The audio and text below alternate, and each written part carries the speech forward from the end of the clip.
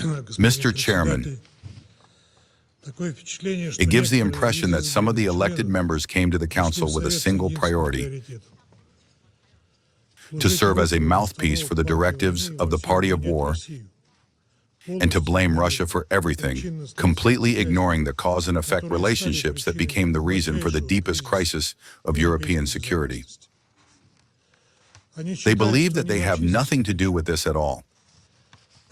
Our arrogant former partners have never noticed and do not notice the log in their own eye and suffer from political color blindness, seeing everything in black and white. The Russian army carried out one massive strike and 4 group strikes from January 3rd to 9th, as a result of which facilities of transport, airfield, port, as well as energy infrastructure, ensuring the operation of Ukraine's military-industrial complex, as well as points of temporary deployment of the armed forces of Ukraine and foreign mercenaries, were hit.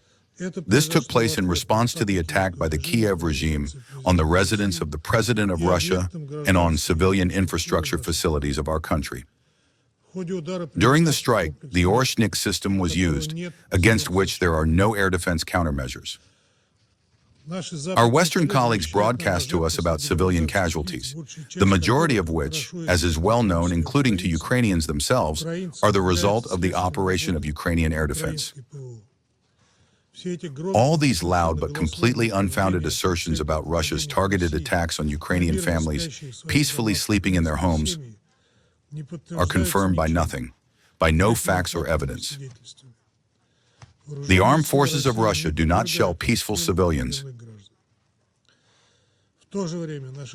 At the same time, our Western colleagues completely ignore the crimes of the Kiev regime, which deliberately strikes Russian regions, peaceful facilities, and civilian persons. Thus, in December 2025 alone, the number of civilians affected by strikes of the armed forces of Ukraine amounted to at least 367 people. 56 people were killed.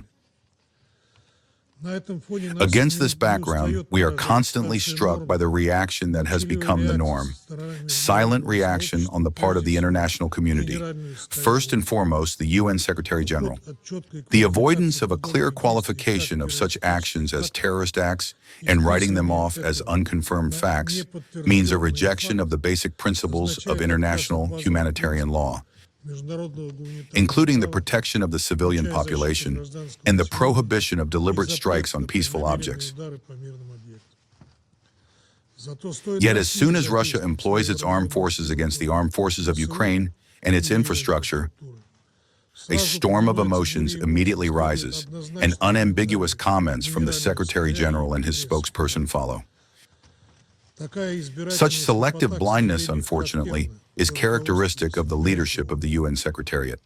The absence of any reaction from the so-called collective West, as well as the complete ignoring of the tragedy by leading Western media, has become a sad norm.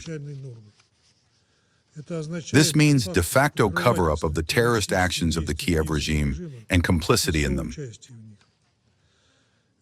After all, responsibility for what is happening lies not only with those who press the launch button, but also with those who for years encouraged impunity, supplied weapons, and politically covered up such actions. This is what the billions allocated to Ukraine from the pockets of European taxpayers are actually being spent on. And for this aiding and abetting, for this complicity, sooner or later responsibility will have to be borne. We have repeatedly said that no hostile action on the part of the neo-Nazi clique entrenched in Kiev will remain without our due response. An utterly outrageous case has now occurred: the latest monstrous terrorist attack against the peaceful residents of the village of Khorly, a resort settlement of Kherson region. Peaceful residents, families with children, locals and visitors, had gathered in a cafe at a hotel in order to celebrate the new year of 2026. It was precisely at this moment that a deliberate strike was carried out against the place of their gathering by Ukrainian terrorists. As a result of the terrorist attack, 29 people were killed, including 2 children, and more than 30 were injured. We have not the slightest doubt that this vile attack was of a pre-planned, deliberate nature.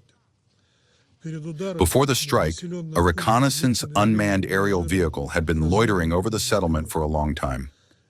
This once again confirms that the Ukrainian side knew exactly where and against whom it was delivering the strike.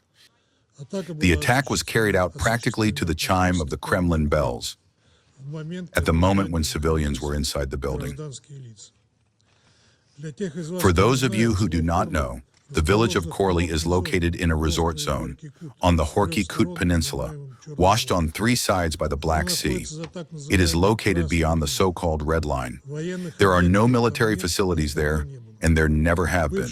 The former seaport long ago lost its significance, and the territory is developing exclusively as a recreational zone, children's camps, holiday resorts, and tourist infrastructure. This vile terrorist attack is distinguished by particular cynicism. While media outlets controlled by the office of the president were broadcasting to the entire country, the New Year address of the expired leader of the Kiev regime, with deceitful calls for peace, militants of the armed forces of Ukraine, at that very same time, were deliberately killing peaceful people. Colleagues, we have long ceased to be surprised by the narrative that we heard today in this hall from those who, using their favorite double standards, request meetings of the Security Council on Ukraine, and at the same time hypocritically turn a blind eye to the ruthless killings carried out on the instructions of the Zelensky regime, mired in terrorism, corruption, and lawlessness, which seeks to beg as much money and weapons as possible from its European puppet masters for itself and its inner circle. The terrorist attack that was committed is far from an exception, but merely one of the numerous examples of the inhumane crimes of the Zelensky regime against peaceful Russian citizens. Today, the Deputy Secretary General Rosemary DiCarlo at least mentioned them, but as usual, the UN cannot verify this. In Belgorod region, 500,000 people were left without electricity, but the UN cannot verify this. Nothing will help the Ukrainian clique, neither the failed French summit of the Coalition of the Willing, nor the advancement of NATO forces toward Ukraine's borders. About the possible consequences of their presence in Ukraine, we have already spoken repeatedly. Moreover, many recently boasted about this. And the threat of it, to a significant extent, also served as a trigger for the start of the special military operation, in addition to our desire to end the war launched by the Kiev regime against its own people.